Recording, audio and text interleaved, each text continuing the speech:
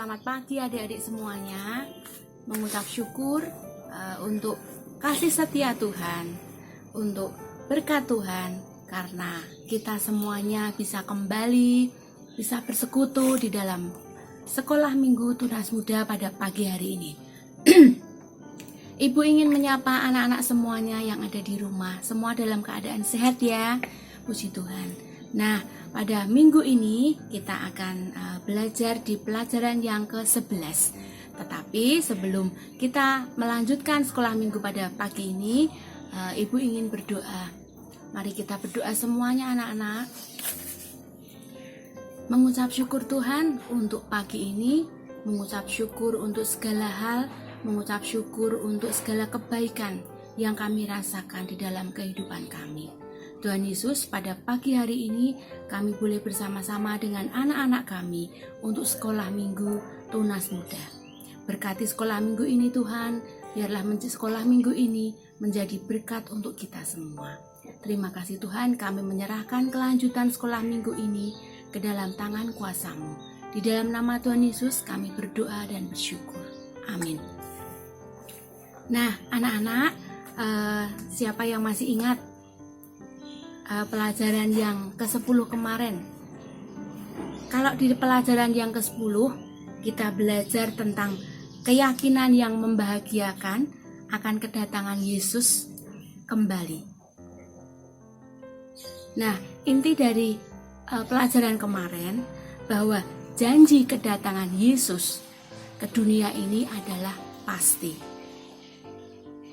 Dan Tuhan Yesus satu-satunya pemberi harapan yang pasti. Dan tidak lupa berbagi sukacita dengan menghibur orang lain, itu adalah suatu tindakan yang harus kita lakukan. Dan kita wajib memelihara roh dan kekudusan jiwa di dalam kehidupan kita sehari-hari. Tentunya dengan rajin berdoa, bersekutu, dan berbagi kasih yang lainnya. Anak-anak dapat menerapkan itu semuanya di dalam kehidupan anak-anak semuanya. Nah, baik anak-anak, sebelum kita mendengarkan firman Tuhan, jangan lupa anak-anak dapat mempersiapkan Alkitab, dan tidak lupa persembahan anak-anak bisa mengumpulkan di dalam botol, dan suatu saat nanti kita bisa kembali bergereja, anak-anak semuanya bisa membawanya dan mempersembahkan kepada Tuhan yang terbaik. Nah, baik anak-anak, sebelum kita mendengarkan firman Tuhan, mari kita mendengarkan satu buah pujian. Anak-anak bisa mengikutinya. Hari ini harinya Tuhan.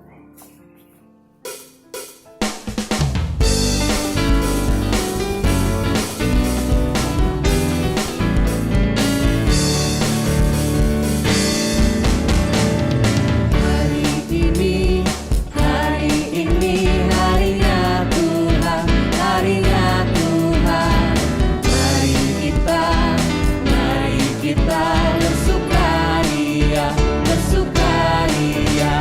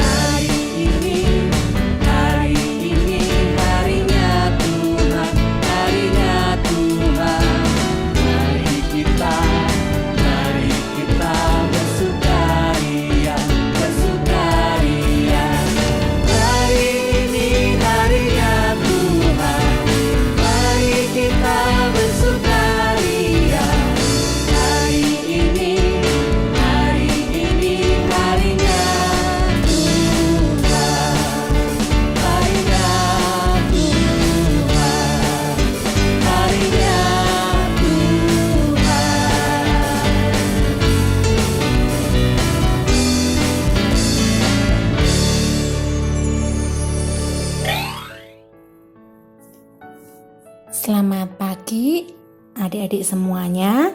Minggu ini kita akan belajar pada pelajaran yang ke-11 dengan judul Hari Tuhan, Rahasia Tuhan. Nah, kalau di judul di atas tertera Hari Tuhan, Rahasia Tuhan, tentunya kita pun harus bisa memahami arti Hari Tuhan. Nah, suatu contoh, kalau sekarang anak-anak banyak sekali peramal-peramal yang meramal, ada yang meramal tentang kejadian untuk tanggal sekian, bulan sekian akan terjadi sesuatu yang belum tentu itu terjadi. Nah, sama halnya pada waktu zamannya Paulus dulu. Jemaat Tesalonika tidak percaya dan tidak berusaha tahu kapan Tuhan akan datang kembali. Nah, sebelum kita melanjutkan, kita akan belajar mengenai terjadinya hari Tuhan. Nah, arti hari Tuhan itu sendiri mempunyai makna, yaitu waktu kedatangan Yesus sebagai hakim dan juru selamat pada akhir zaman, atau bisa disebut juga dengan hari penghakiman. Nah, tentunya kapan waktunya kita tidak tahu. Karena pada waktu kapan itu tidak bisa direka-reka dan kepastiannya. Tetapi ingat anak-anak bahwa itu menjadi rahasia Tuhan. Tidak seorang pun tahu akan hari Tuhan akan datang. Maka dari itu kita pun harus berjaga-jaga. Tentunya ini bisa diartikan bahwa hari Tuhan itu memang benar-benar akan datang.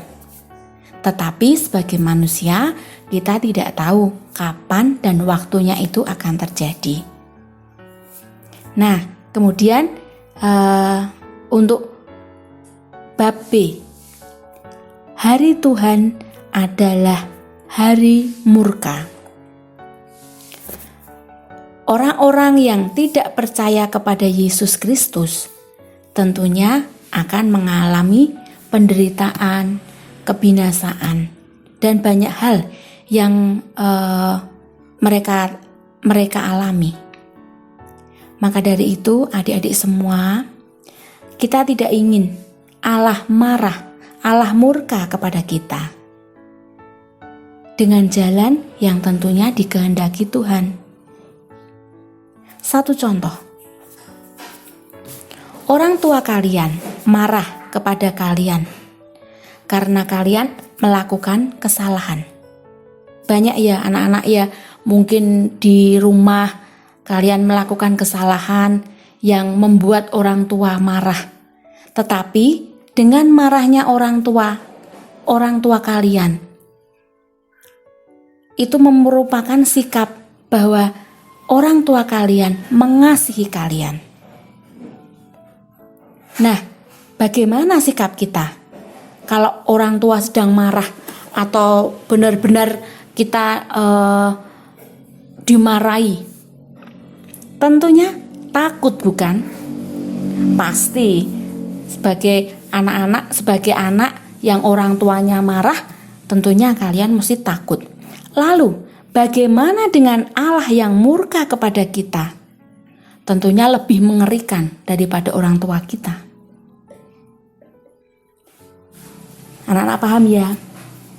Tetapi hari Tuhan juga bisa menjadi keselamatan bagi kita. Di dalam Tesalonika 5 ayat 9 dikatakan, karena Allah tidak menetapkan kita untuk ditimpa murka, tetapi untuk beroleh keselamatan oleh Yesus Kristus Tuhan kita. Tetapi karena Allah tidak menetapkan kita untuk ditimpa murka, tetapi untuk beroleh keselamatan. Nah, kita garis bawahi anak-anak, memperoleh keselamatan.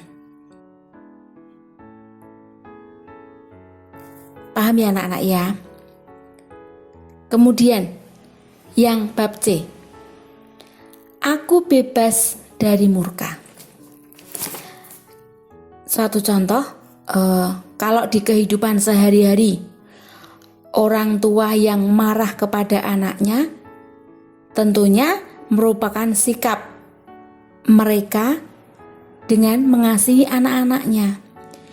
Kalau seandainya terbalik, keadaan terbalik, kalian melakukan kesalahan yang fatal, tetapi orang tua kalian malah mendiamkan, itu justru berbahaya. Tetapi kalau kalian melakukan kesalahan, orang tua kalian menasehati, marah, itu berarti orang tua mengasihi kalian. Nah, kalau yang di ayat yang 9 tadi, yang telah kita baca tadi, jaminan kita terhindar dari murka Tuhan adalah apa anak-anak? Jaminan kita terhindar dari murka Tuhan, yaitu pengorbanan Tuhan di kayu salib. Jaminan kita terhindar dari murka Tuhan apa anak-anak? Pengorbanan Tuhan di kayu salib. Tentunya tidak semua memperoleh keselamatan. Hanya orang yang percaya dan sudah pasti diselamatkan. Lalu, bagaimana cara kita selama menanti kedatangan Tuhan Yesus? Cara kita menanti kedatangan Tuhan Yesus apa anak-anak?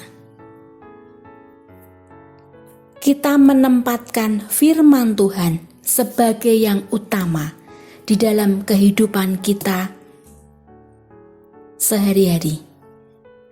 Firman Tuhan sebagai yang utama dalam kehidupan. Kemudian setia menanti kedatangan Tuhan. Anak-anak bisa memperlakukan firman Tuhan di dalam kehidupan kalian sehari-hari, mengutamakan firman Tuhan, setia.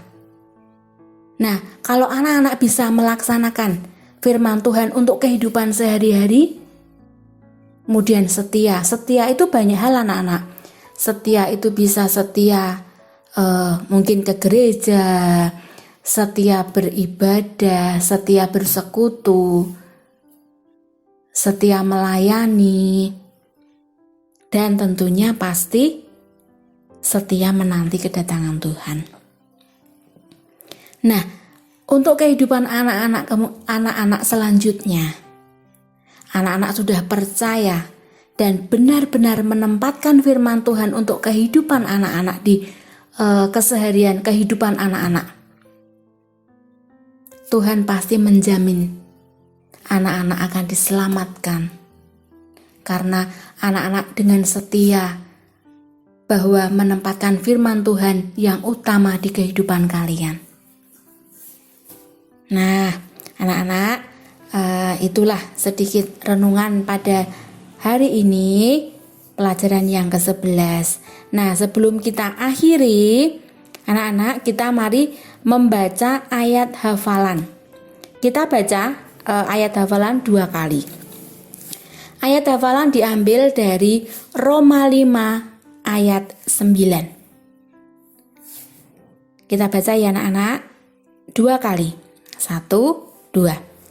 Lebih-lebih karena kita sekarang telah dibenarkan oleh darahnya, kita pasti akan diselamatkan oleh murka Allah.